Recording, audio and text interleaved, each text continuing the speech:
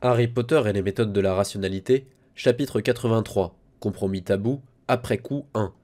Lorsque Padma entra dans la salle de métamorphose, elle constata que la moitié de la classe était arrivée avant elle et qu'un étrange, un mortel silence s'était répandu à travers la pièce.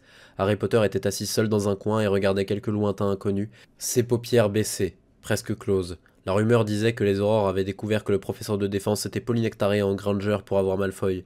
La rumeur disait que Hermione avait été liée par un vœu indéfaisable à être l'esclave de Draco. La rumeur disait que Hermione avait reçu le baiser du détraqueur.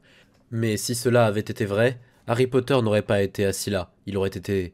Padma ignorait ce que le général Potter aurait fait. Son esprit devint vide lorsqu'elle essaya de l'imaginer. Le silence ne s'était toujours pas brisé lorsque le professeur McGonagall arriva. Le professeur de métamorphose avança jusqu'au tableau sans s'arrêter, l'effaça d'un revers de main, puis commença à écrire. Aujourd'hui les enfants, dit la voix calme et professionnelle du professeur de métamorphose, exactement comme si rien d'extraordinaire ne s'était produit de la semaine, nous apprendrons quel est l'effort nécessaire à maintenir une métamorphose et pourquoi, à votre âge, vous ne devriez même pas vous y essayer. La forme originale n'a pas disparu, elle est simplement réprimée, et pour la maintenir ainsi...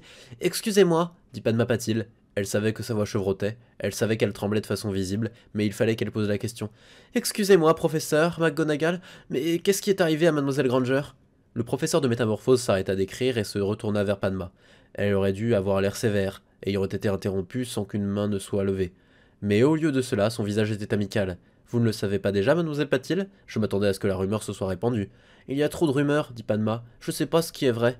Morag McDougal leva la main, puis dit sans attendre qu'on lui permette de parler. Je te l'ai dit, Padma, ce qui est vrai, c'est que le Mago a condamné Granger et l'a ordonné à recevoir un baiser du détraqueur, qu'ils ont fait venir le détraqueur, et alors Harry Potter l'a collé au plafond et il a refusé de le faire redescendre jusqu'à ce que...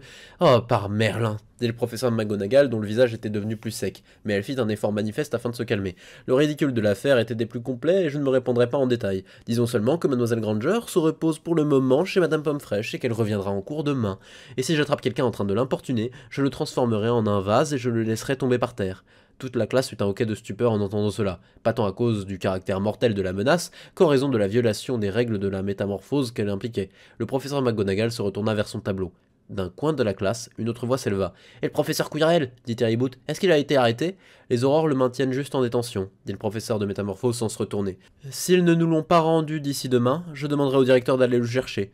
Mais autant vous le dire, le conseil d'administration a prévu un vote quant au droit du professeur Quirrell à organiser d'autres batailles. Kevin Sifflebranche parla. Et le général Malfoy, quand est-ce qu'il va rentrer de Sainte-Mangouste? Le professeur de métamorphose s'arrêta de dessiner à nouveau. Elle se retourna, encore plus lentement cette fois. Je suis navré, monsieur Sifflebranche, dit le professeur McGonagall. Son visage semblait légèrement plus ridé que lorsqu'elle était entrée dans la pièce. On m'a fait comprendre qu'il n'y avait rien à craindre pour la santé de monsieur Malfoy, mais j'ai malheureusement reçu une chouette de son père annonçant son départ de Poudlard. J'ai bien peur qu'il ne revienne pas.